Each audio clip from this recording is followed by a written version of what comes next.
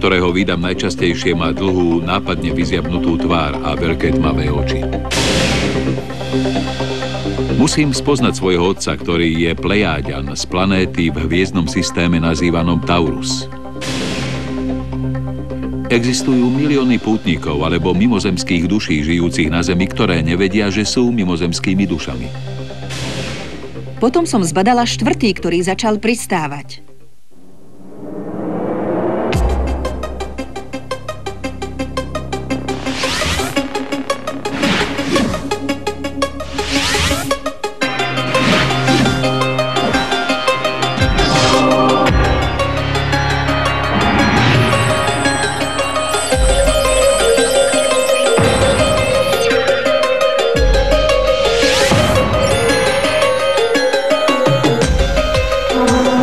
Televízia uvádza americký dokumentárny film Kroniky UFO.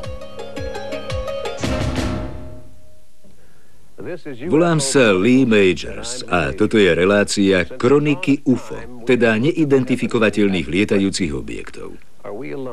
Od úsvitu dejín sme sa pozerali na nebo a kládli si otázku. Sme vo vesmíre sami? V našom programe sa pozrieme na celú škálu príbehov zväčša obyčajných ľudí, ktorí vyhlasujú, že pozorovali UFO, mali stretnutie s UFO, alebo ich dokonca uniesli mimozemšťania. Bude, hádam, vhodné začať prvým živým svedectvom o takomto únose od človeka, ktorý vyhlasuje, že ho uniesli niekoľkokrát. Od človeka, spisovateľa, ktorý svoje skúsenosti opísal vo svojich knihách. V noci 26. decembra 1985 som sa zobudil v prítomnosti akýchsi neobyčajne zvláštnych postáv s obrovskými tmavými očami a nemohol som sa zbaviť nočnej mory. Napokon som bol nútený pripustiť, že sa stalo niečo neslýchané. V miestnosti so mnou boli neznáme bytosti. Toto bolo prvé zo série stretnutí s tými, ktorých Whitley Strieber opisuje ako nepopierateľne skutočné, kruté a úplne úžasné tvory, ktoré navštevujú Zem. Zobrali ho z jeho chaty do zalesnenej oblasti. Strieber tvrdí, že ho títo humanoidi zaviedli do útrob UFO. Zobudil som sa v malej, okrúhlej, dosť zapratanej a tesnej miestnosti, plnej rýchlo sa pohybujúcich prízrakov s automatickým počítačovým hlasom, ktorý stále opakoval: čo môžem urobiť, aby ste prestali jačať? Spomínam si, že mi niečo z boku vrazilo do hlavy, až sa mi zablislo pred očami a zanechalo zranenie, ktoré som pocítil neskôr. Červené opuchnuté miesto na spánku a bolelo to. To miesto bolelo, ako keby bolo podráždené. V jednej chvíli som povedal: nemáte právo. A oni odpovedali: ale áno, máme právo. Strieber opisuje svoje emócie počas tejto situácie ako desivé, plné neuveriteľnej hrôzy, akú vo svojom živote ešte nezakúsil. Po tomto zážitku som bol veľmi vystrašený. Myslel som si, že mám nejaký druh choroby, ktorá vyvoláva pozoruhodne živé halucinácie. Strieber sa nakoniec podrobil sérii psychologických a neurologických testov a dokonca skúške na detektore lži. Lekári dospeli k záveru, že fyzicky a mentálne je úplne v poriadku a prešiel skúškou na detektore lži. Nasledovali ďalšie stretnutia. Počas rokov sa ich už prestal natoľko báť a nakoniec začal tieto zážitky považovať za fascinujúce dobrodružstvá, príležitosť zažiť úplne odlišné spektrum ľudského intelektu a dokonca niečo naviac. Je to fascinujúce. Po prvých 3 alebo 4 rokoch som si uvedomil, že bez ohľadu na to, aké to bolo prekvapujúce, zrejme mi to nejako neškodilo. Tak som sa uvoľnil a začal som to vychutnávať, pretože, páni, to je zážitok. Samotní mimozemšťania sú podľa neho rôzni, od bizárne vyzerajúcich až po takých, ktorí sa zdajú byť celkom ľudskí vo všetkom, okrem nejakých osobných vecí a správania. Ten, ktorého vídam najčastejšie, má dlhú, nápadne vyziabnutú tvár a veľké tmavé oči. Keď na vás uprene hľadí tými očami, máte pocit, že sa vašej duše zmocnil hurikán. Je to veľmi silný zážitok. Väčšina z nás má z mimozemšťanov dojem, že sú inteligentnejší. Je možné, že sa tieto bytosti musia učiť tak veľa ako my? Moje pozorovania mimozemšťanov naznačujú, že nemajú vyššiu inteligenciu než my. Videl som ich urobiť mnohé chyby. Videl som ich zmetených. Nemyslím si, že disponujú vyššou úrovňou intelektu, ale myslím, že dokážu predvídať budúcnosť a že môžu ovládať svoj vzťah k materiálnej skutočnosti inak ako my. Strieber dostal tisíce listov od ľudí z celého sveta. Prekvapujúcim faktom je to, že podrobnosti ich stretnutí s mimozemšťanmi boli podobné. Som presvedčený, že toto sa každú noc a každý deň stáva stále väčšiemu počtu ľudí. Materiálny dôkaz týchto návštev mimozemšťanov sa prejavuje vo forme znakov na telách ľudí. Na prste mám malý fliačik, ktorý sa mi objavil, keď som mal asi 9 rokov. Mám len veľmi hlistú spomienku na veľmi intenzívny a hlučný zážitok, pri ktorom sa to stalo. V kultúre popierania, kde sa všetko, čo je mimo ľudského chápania, zavrhuje ako nenormálne alebo nepravdepodobné, sú Strieberove vyhlásenia prijímané skepticky. Myslím, že skepticizmus je zdravý. Nemyslím si, že je primerané tvrdiť, že je niečo pravdivé alebo nepravdivé. Strieber vyhlasuje, že v súčasnosti existuje asi 2 až 2,5 milióna ľudí, ktorí zažili stretnutie s mimozemšťanmi tvárou v tvár. Niektorí skeptici to nedokážu stráviť. V roku 1963 napísal Carl Sagan esej, v ktorej píše, že priemerne každých 10 000 rokov nás pravdepodobne navštevujú mimozemšťania. Tak prečo nie teraz? Neviem, na čo sú dobré všetky tie protesty. To nie je možné, to nemôže byť pravda. Je to síce zatiaľ nezvyčajné, ale prečo by to nemohla byť pravda? Vesmír je taký obrovský priestor. Jedna z nezodpovedaných otázok je, prečo títo mimozemšťania nevystúpia verejne. Zrejme čakajú na kritickú úroveň, keď si na to zvykne dostatok ľudí. Takže ako ľudská rasa to v podstate budeme schopní prijať. Pokiaľ poznám návštevníkov, vystúpia verejne i hneď po dosiahnutí tohto stavu. Strach hrá očividne veľkú úlohu v tom, čo očakávame od týchto stvorení. Ak sem prichádzajú, aby nám škodili, ako sa budeme môcť brániť? A ak sem prichádzajú s dobrými úmyslami, ako sa to dozvieme? Zdá sa, že chcú, aby sme s nimi nadviazali kontakt a začali vnímať svet širším pohľadom. Myslím, že hádam hľadajú spojencov. Možno to ani nie sme schopní vyjadriť slovami. Možno nemáme jazyk, ktorým by sme to vysvetlili. Faktom ostáva, ako píše Whitley Strieber vo svojej knihe Prielom, ďalší krok, nech je to čokoľvek. Je to niečo mimo ľudských bytostí. Nič také, čo by mohol ľudský rozum pochopiť.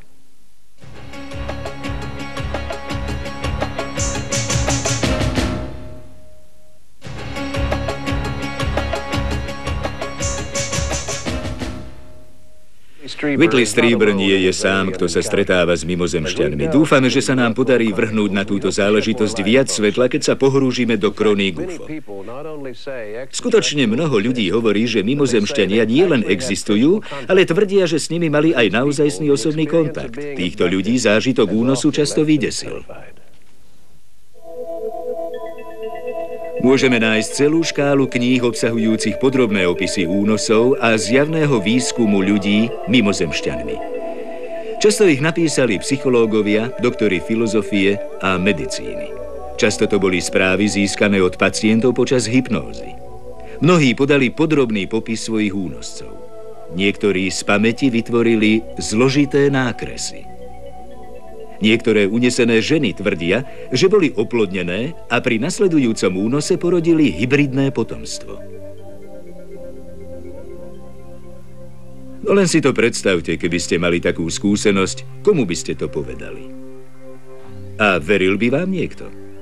Psychológovia hovoria, že väčšina unesených sa zdráha výjsť na verejnosť so svojimi bizarnými príbehmi a tak teda tí, čo vystúpili z radu, sú možno iba špičkou ľadovca. Skontaktovala sa s nami jedna mladá dáma z Montany, ktorá súhlasila so zverejnením jej príbehu s podmienkou, že v televízii neukážeme jej tvár a neprezradíme jej meno. Tu je jej pozoruhodné svedectvo. Dôvod, prečo som sa to teraz rozhodla povedať, je ten, že chcem, aby ostatní ľudia, ktorí mali podobné zážitky, vedeli, že nie sú sami, že nie sú blázni. Chodila som do školy v Missoule, boli jarné prázdniny, tak som išla domov k našim. Slnko práve zapadalo, keď som prišla na skratku k hlavnej ceste. Cestička je samá zákrutá, treba ísť pomaly. Je tam veľmi pusto. Po chvíli som prešla jednou zákrutou a uvidela som veľmi jasné svetlo. Bolo uprostred cesty. Strašne ma oslepovalo. Najprv som si myslela, že je to reflektor policajného auta, ale potom som si uvedomila, že je to príliš vysoko na to, aby to bolo z auta. Tak som šliapla na brzdu, ale nič sa nestalo. Auto pokračovalo v jazde. Motor bežal tak, ako by som mala nohu stále na plyne. Potom auto spomalilo a zastavilo. Rovno pred tým svetlom. Bola som natoľko preľaknutá, že som vôbec neovládala svoje telo. Hoci som nechcela ísť, otvorila som dvere auta a vykročila som smerom k svetlu. Zrazu svetlo zhaslo a všetko okolo mňa bolo v tme. Ale bolo to, ako by som vystúpila po rampe a náhle sa otvorili dvere. Nevidela som, v čom sú zasadené tie dvere. Môj zrak bol upretý na otvor. Vstúpila som dnu. Bolo to, ako keby ma tam niečo vtiahlo. Potom už neviem, čo sa stalo. Zobudila som sa na takom akoby operačnom stole. Dotýkali sa ma všelijakými lekárskymi prístrojmi. Počula som také bzučanie ako zubárskú vrtačku, ale nie také hlasné. Necítila som žiadnu bolesť, keď sa ma dotýkali. Vlastne som necítila vôbec nič. Mala som len pocit, že moje telo je ako z olova. Nemohla som pohnúť ani prstami. Chcela som vidieť, kto mi to robí, ale nemohla som pohnúť očami. Bola som totálne paralizovaná.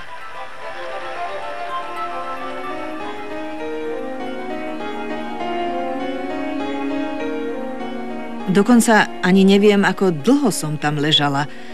Zdalo sa, ako by čas plynul inak. Domnievam sa, že potom som opäť stratila vedomie. Nasledujúca vec, na ktorú si spomínam, je to, že som bola naspäť vo svojom aute. Motor stále bežal a to jasné svetlo bolo preč. Bolela ma hlava, ale dostala som sa späť na hlavnú cestu a cítila som sa veľmi zmetená. Pozrela som sa na hodinky. Bola 1 hodina po polnoci. Mala som byť doma o 10:00. Nakoniec sa mi podarilo dostať sa domov. Vošla som dnu a pozrela som sa do zrkadla. Nevidela som na tele žiadne znaky, ale vedela som, že sa mi to nesnívalo. Pozrela som sa na svoju hlavu. Hneď za líniou vlasov bol tento malý znak. Nezmizol, hoci odvtedy už uplynul rok. Dlho som to nikomu nepovedala. Promovala som a našla som si dobrú prácu. Ľudia si budú myslieť, že som blázon, ale ja viem, že sa to skutočne stalo. Keby to bola iba jedna osoba, bolo by ťažšie tomu uveriť. Ale ak porovnáte všetky tie rozmanité opisy a uvidíte v nich tie podobnosti, môže sa stať, že dokonca aj vy im uveríte.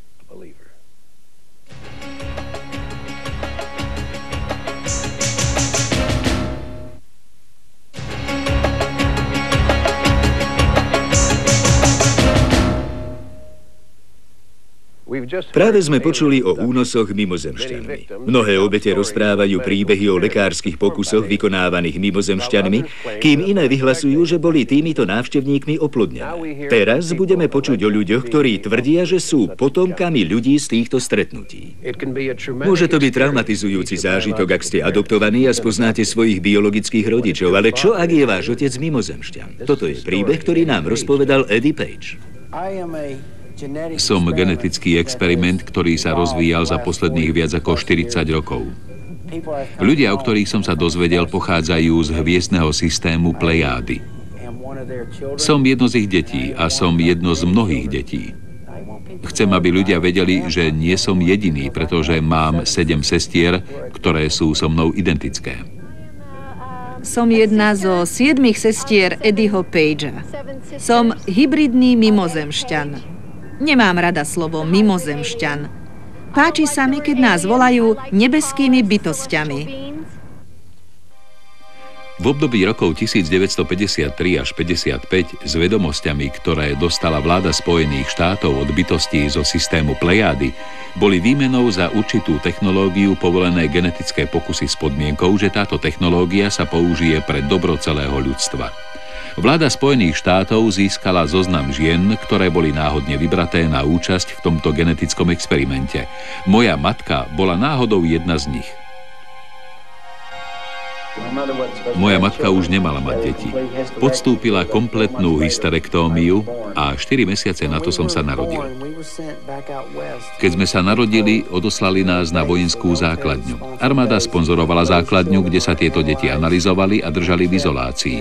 Potom vláda vybrala rodiny, ktorým dala prostriedky na to, aby tieto deti vychovávali ako ľudí.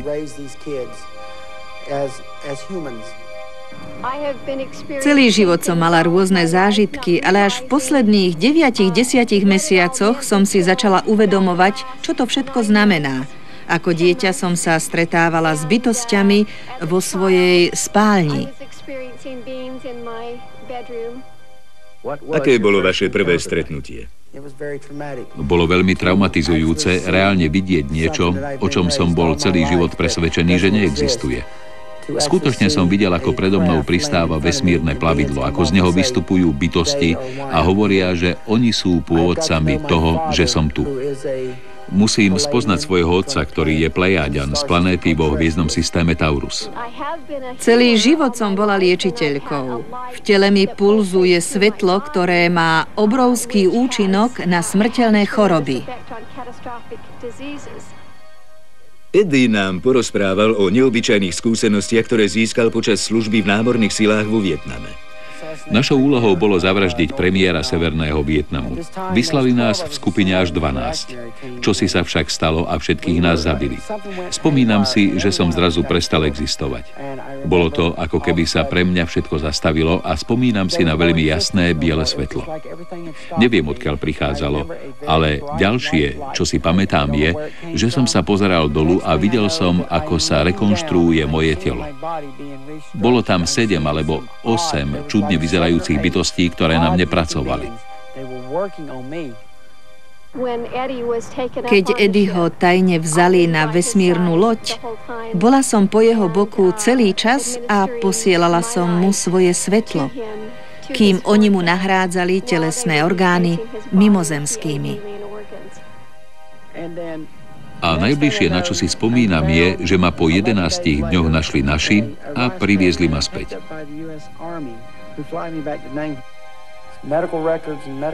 Chorobopisy a lekárske testy vykonané za posledný rok a pol dokazujú, čo hovorím, že veľa z môjho interného systému, srdce, krv, sa nedajú identifikovať. Dokonca potvrdzujú, že mám navyše nejaké stavce a jedno rebro. Eddie a jeho sestra Viktória uvádzajú časté návštevy Plejáďanov. Niekedy vrhnú na nejaké miesto až 20 svetlíc. Je to niečo ako malá oslava. Vrhajú girlandy, niečo ako svetlice. Sú to elektrické girlandy, ktorými nabíjajú atmosféru. Je to spôsob, akým sa identifikujú. Podľa Eddieho Plejáďania navštevujú našu planétu tisíce rokov a starajú sa o náš vývoj. Hovorí, že to najlepšie ešte len príde. Pravdepodobne v roku 1997 príde jedno z najväčších prekvapení, aké svet kedy videl. Bude to najväčšia udalosť, akú ľudstvo doteraz zažilo.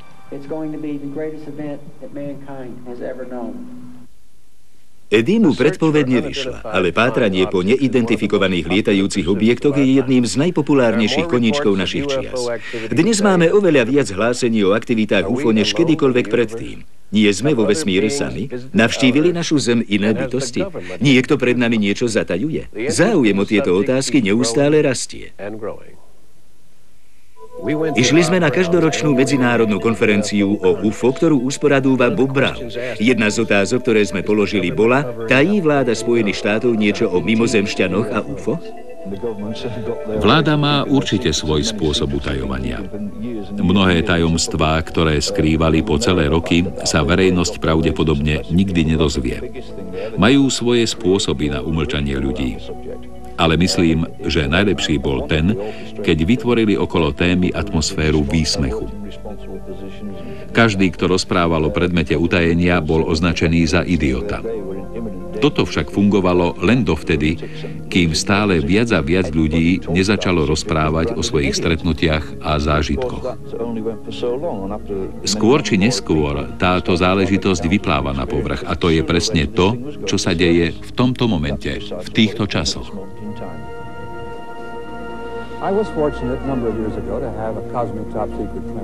Mal som to šťastie, že pred viacerými rokmi som bol oprávnený pracovať s prísne tajnými informáciami v NATO. Tým som získal prístup k štúdii NATO, ktorú robili od roku 1961 do 63. Po dokončení tejto štúdie prišli k záveru, že nie sme vo vesmíre sami. Pravdepodobne sme nikdy sami neboli a záhadné civilizácie nás navštevujú, študujú a skúmajú. Dokonca bolo niekoľko akýchsi programov vedených viacerými technicky vyspelými mimozemskými civilizáciami. Len táto jedna informácia zapôsobila na mňa ako zemetrasenie. Výsledkom trojročnej štúdie bolo zistenie, že sa zatiaľ neukazuje hrozba mimozemského vojenského konfliktu, čo bolo v podstate primárnym cieľom tejto štúdie. Daniel Sheehan je uznávaný právnik, ktorý vyriešil v Amerike známy prípad Karen Silkwoodovej. Taktiež odhalil pred kongresom aféru Irán-Contras. Povedal nám, že prezident Carter požiadal vedúcu oddelenia pre vedu a techniku výskumného úradu Kongresu Spojených štátov, aby zistila všetko o UFO. Začala pripravovať údaje. Umožnili jej prístup k otajneným aj niektorým utajovaným údajom, aby mohla zostaviť svoju správu. Na základe tejto analýzy a toho, že viedla výskumný úrad Kongresu, dospela k oficiálnemu záveru, že v našej galaxii existuje 1 až 2 iné inteligentné, vysoko rozvinuté civilizácie. To bolo dosť neobyčajné zistenie. Ale existuje na zázname ako oficiálne zistenie výskumného úradu Kongresu, ktoré odovzdali Kongresu a prezidentovi. Odvtedy sa neurobilo nič viac na oficiálne uvoľnenie tejto informácie pre verejnosť. Ale verejnosť to nevzrušuje. José Escamil nakrúca UFO na video každý deň aj 10 hodín. Sleduje ich v Midway, malej obci blízko Rosevellu v Novom Mexiku. Nedávno sme zachytili formáciu v tvare V asi 32 obrovských kupolovitých objektov s priemerom asi 15 metrov. Určite to nie sú husy. Nie je tu nič, čo by pripomínalo krk alebo trepotanie krídel. Máme nakrútených 800 hodín denných záberov UFO od 1 po 100 za deň a stalo sa to za bieleho dňa. Myslím, že určite na tom niečo je. Najpodstatnejšie, čo vidieť na oblohe, je niečo s neobvyklými rozmermi, čo tam stojí a má okrúhly tvar. Jednoducho tam stojí. Myslíte si, že je to balón, ale potom sa na to pozriete a ono sa to začne klzať. A potom vidíte ďalšie veci letiace nesmiernou rýchlosťou. Poviete si, moje oči sa so mnou zahrávajú, alebo čo to je? A tá vec sa jednoducho pohybuje a klže. No a neskôr, keď si to pozeráte na videu, zastavíte obraz a vidíte stovky ďalších objektov okolo, ktoré ste voľným okom vôbec nevideli. To je pre mňa veľmi silný zážitok.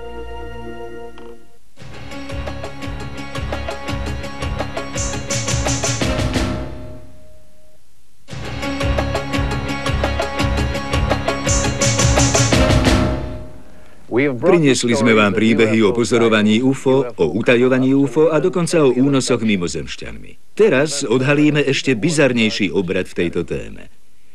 Zdá sa, že existuje veľká skupina ľudí, ktorí vyhlasujú, že sú z iného sveta, ale momentálne sídlia na tejto planéte. Nepochybne to vyvoláva otázku, ktorú by ste pred niekoľkými desaťročiami považovali za žart. Môže byť váš sused mimozemšťan? Napísal som knihu Odinakiaľ mimozemšťanom v Amerike. V podstate z dvoch dôvodov. Prvý je ten, že existuje mnoho pútnikov alebo mimozemšťanov, ktorí žijú na Zemi a ani nevedia, že sú mimozemšťanmi.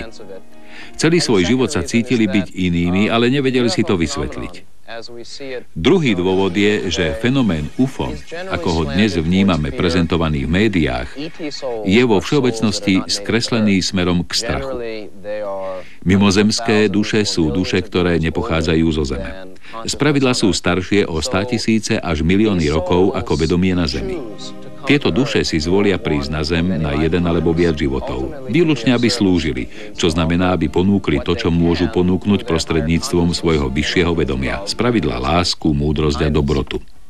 Hlavná skupina mimozemšťanov sú však pútnici a podľa mojej mienky teraz žije na Zemi 70 až 100 miliónov mimozemšťanov, z ktorých väčšina o tom nevie. Popri pútnikoch existujú prišelci. Rozprávali sme sa s Ariaou, ženou, ktorá sama seba nazýva prišelkyňou. Prišelec je bytosť, ktorá si vymenila dušu so sobou, narodenou tu na Zemi.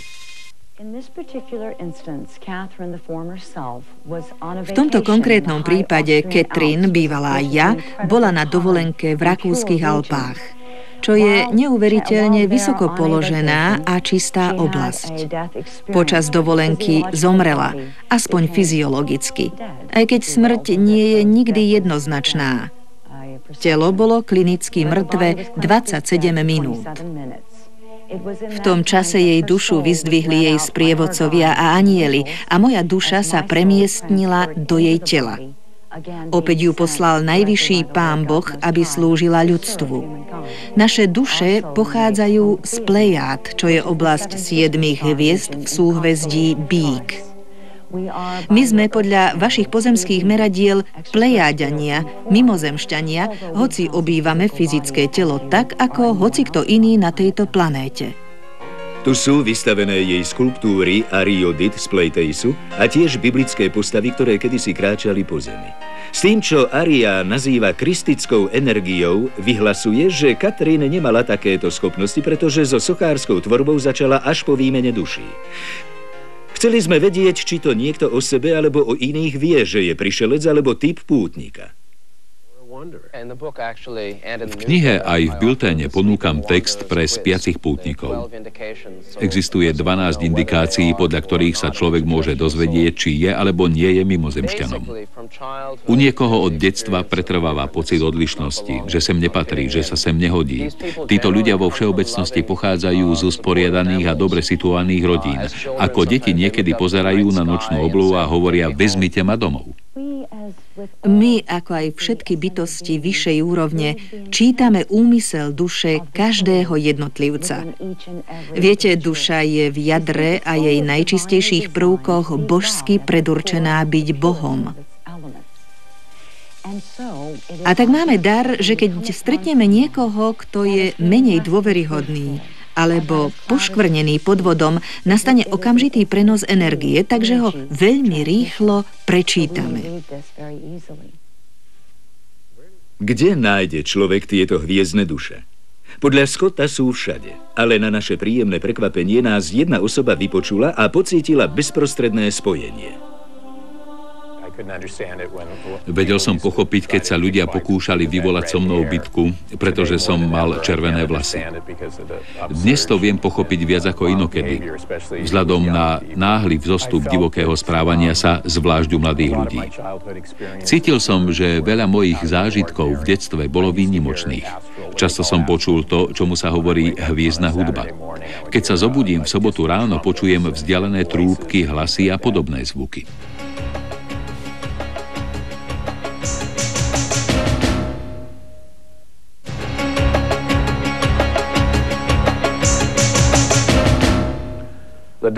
Púšť nie je jediným miestom, kde môžeme pozorovať UFO. Objavili sme oblasť na severozápade Spojených štátov, kde boli pozorované podivné nočné svetlá. Oblasť, ohraničená kaskádovými horami v strednom Oregone, bola centrom mnohých pozorovaní UFO. Je to územie okolo vrcholov nazývaných Tri sestry, ktoré zaznamenalo najväčší počet nedávnych pozorovaní UFO. V 40. rokoch 19. storočia miestny metodistický spolok pomenoval tieto 3 vulkanické vrcholy ako viera, nádej a dobročinnosť. Neskôr sa stali známe pod kolektívnym menom Tri sestry. Lesná služba Spojených štátov vyhlásila túto obrovskú odľahlú oblasť za prírodnú rezerváciu Tri sestry. Je prístupná iba pre turistov a patrí k miestam len veľmi málo zasiahnutých civilizáciou. Najčastejšie pozorovatelia UFO hlásia jediný prelet alebo loď vznášajúcu sa vo vzduchu, ale nedávno sme sa spojili s turistkou, ktorá zažila neuveriteľné pozorovanie niekoľkých plavidiel naraz. Tu je jej úžasný príbeh.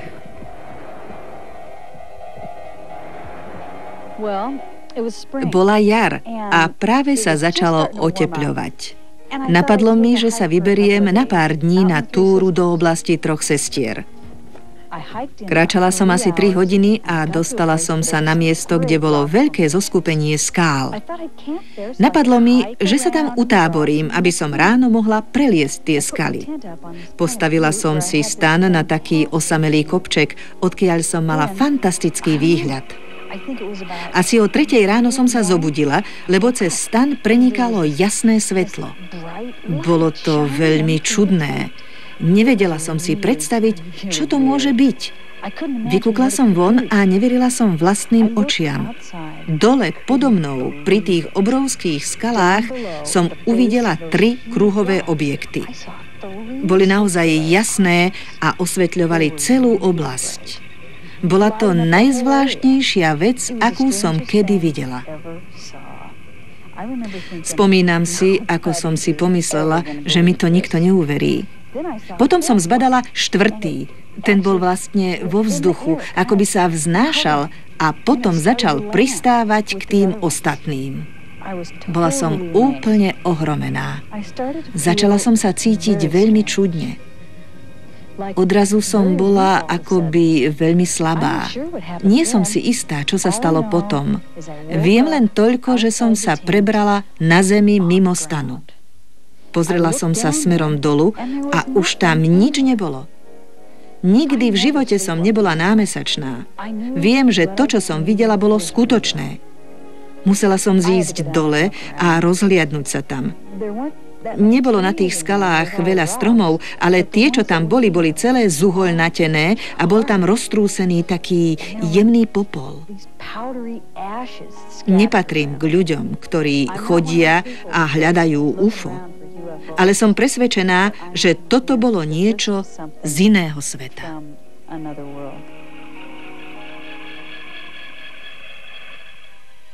Ale príbeh sa tu nekončí. O niekoľko dní sa objavili fotografie a videozáznamy, ktoré ukazujú UFO nápadne podobné tým, ktoré opísala Karen. Tento záber urobila miestna obyvateľka zo svojej pavlače. V pozadí môžeme vidieť 2 z vrcholov Troch sestier. Túto fotografiu urobil Don Wright z Fresna, z vyhliadkového miesta na mesto Bend. A táto dramatická snímka vznikla v noci 6. mája neďaleko mesta Sisters v Oregone. Mimoriadne, ale azda najzaujímavejšie je toto domáce video, ktoré nakrútil Jeff Kindle, turista z Los Angeles. Keď sa prehráva spomalene, je úplne neuveriteľné. Sústreďujú sa teraz úkazy UFO na Oregon, pretože tam majú nejakú úlohu? Alebo je to teraz jednoducho v móde? V každom prípade miestni obyvatelia pozorne sledujú oblohu. Počas jasných nocí vidno nádherné guľaté zhluky svetla pohybujúce sa po horizonte, vymýkajúce sa všetkej pozemskej logike. Vyvstáva tu ďalšia otázka. Sme vo vesmíre sami?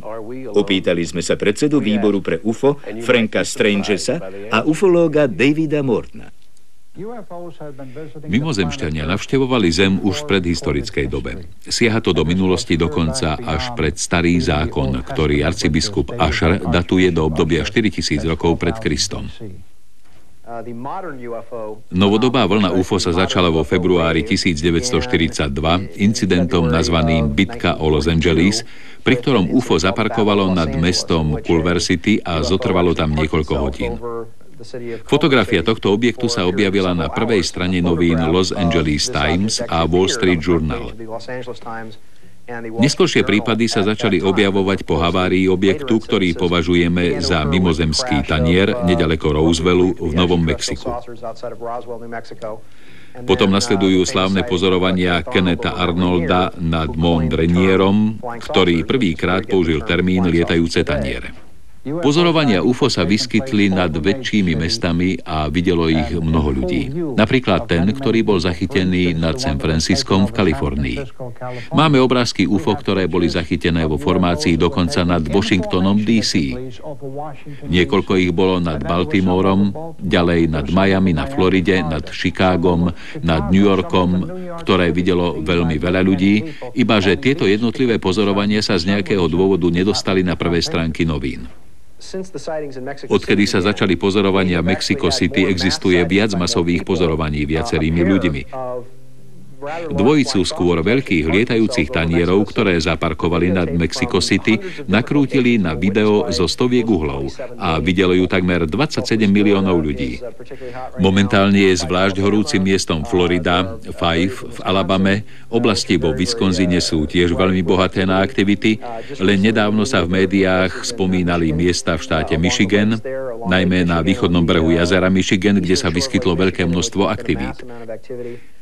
Celé roky to bolo aj na mieste nazývanom Oblasť 51, ktoré som ja osobne odhalil a prešetroval. Som presvedčený, že to nebola vojenská činnosť, ktorá sa tu odohrávala začiatkom roku 1994. Jedným z najrušnejších miest je púštna oblasť a obrovská skala hneď vedľa údolia Jupka. Často sa tu zhromažďujú stovky ľudí a vidia tam nejaké čudné veci. Ďalším takýmto miestom je územie v Nevade, nazývané Poštová schránka, v oblasti 51, nedaleko Las Vegas.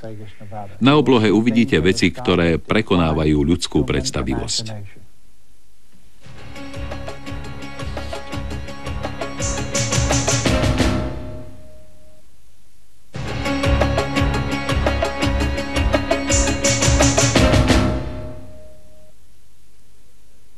Organizácia Spojených národov presadzuje mier a jednotu medzi jednotlivými krajinami sveta. Je len otázkou času, kedy budú planéty vesmíru vyžadovať takéto konzultácie o spolunažívaní vo vesmíre. Kto sme a aká je naša úloha vo vesmíre? Planéta Zem je súčasťou veľkej kozmickej drámy. Naša cesta k tomu, aby sme sa stali súčasťou inej galaxie, sa už začala. Sheldon Needle a Peggy McConnell prijali za svoje poslanie, aby nás prevádzali na tejto ceste. Uplatňujú si nárok na reprezentáciu planéty Zem v Galaktickej federácii. Galaktická federácia je skupina takmer 200 000 hviezdnych systémov a hviezdnych zväzov, ktoré musia perspektívne spolupracovať. Galaktická federácia hrá úlohu Spojených národov v našej galaxii. Sirius je hviezdny systém. Je od nás vzdialený približne 8,3 svetelného roka.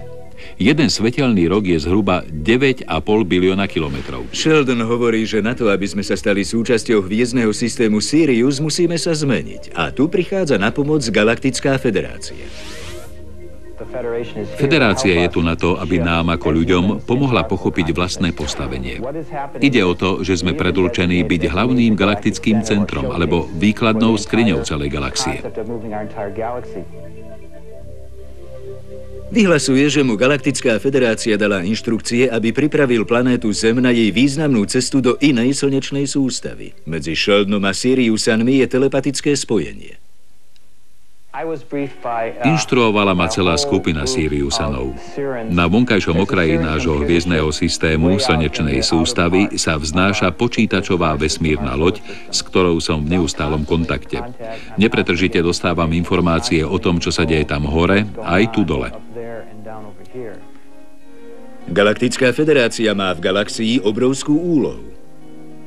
Práve teraz ovládajú rôzne hviezdne brány. Sú to interdimenzionálne portály, cez ktoré prechádzajú najrôznejšie skupiny. Peggy aj Sheldon sú v spojení s Galaktickou federáciou denne. On dostáva správy z lode, kde sú pre mňa konzultačné správy alebo hlásenia lekárskej skupiny. Mám veliteľov a mám loď. Mojou primárnou úlohou je poradenstvo a som schopná komunikovať s rôznymi civilizáciami, rôznymi planétami a rôznymi procesmi. Siriusania sa kontaktovali so Sheldonom od detstva. Bal som sa to niekomu povedať, aby ma neoznačili za úplného blázna. Väčšina z nás je tu teraz kvôli základnej úlohe. Tou je pomôcť tejto planéte posunúť sa do svojho plného, galaktického, kryštáľovo čistého vedomia, ako to ja rád nazývam, a pomôcť aj nám všetkým, ako pozemským bytostiam, obyvateľom Zeme, stať sa bytostiami s plným vedomím. Dosiahnutie plného vedomia znamená uskutočniť podstatné zmeny v našom životnom postoji a v našich fyzických telách. Keď elektrické a magnetické pole planéty Zem poklesne, atómy a skladba DNA v našich telách sa zmodifikuje a vytvorí nové telo. Nebudeme žiť v trojrozmernej realite, ale v realite galaktického svetla. Základné fyzikálne zmeny sú uložené tiež v skladbe našej DNA. Keby sme len otvorili oči a uvideli, že sme požehnaním a darom, skutočne by to viedlo k transformácii celej našej galaxie.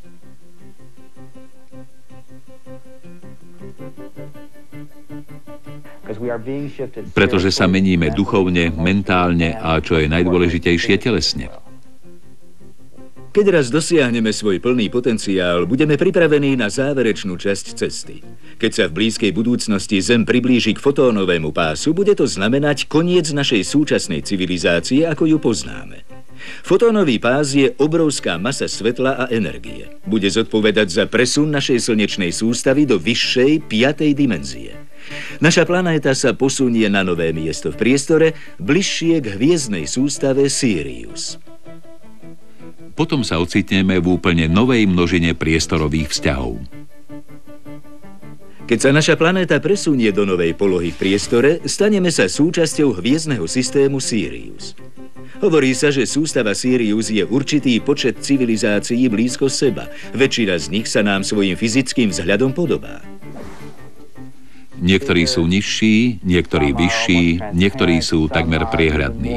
Niektorí vyzerajú dokonca viac humanoidne než my. Majú všetky možné farby pokožky.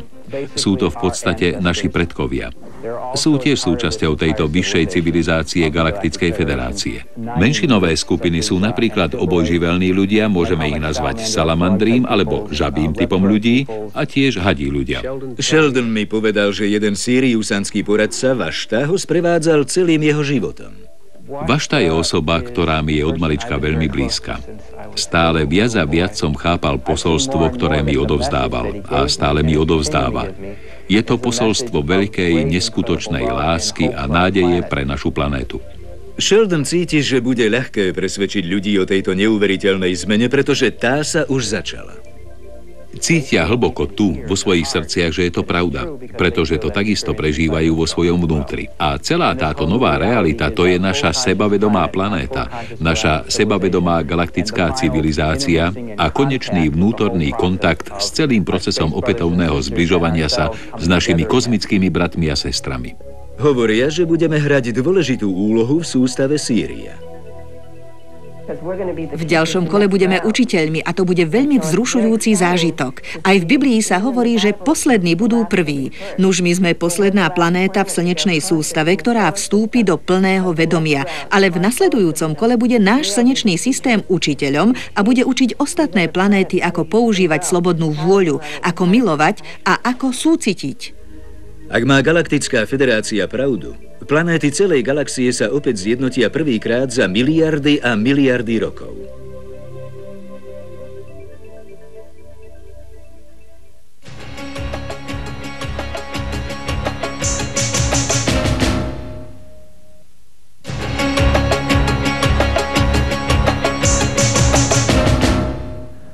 Keď rozmýšľame o našej malej planéte v súvislosti s rozliahlosťou vesmíru, zdá sa byť obmedzené tvrdenie, že sme jediné existujúce formy života.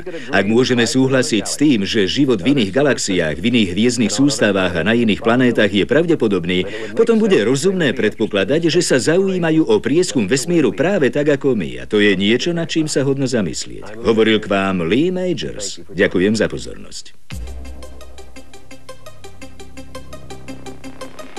Na slovenskom znení spolupracovali Davorin Gašpar, Martin Beňuška, Igor Štefuca, Milan Laca, Jana Bardošová, Csaba Török, Daniel Chmúrny a Miroslav Vico.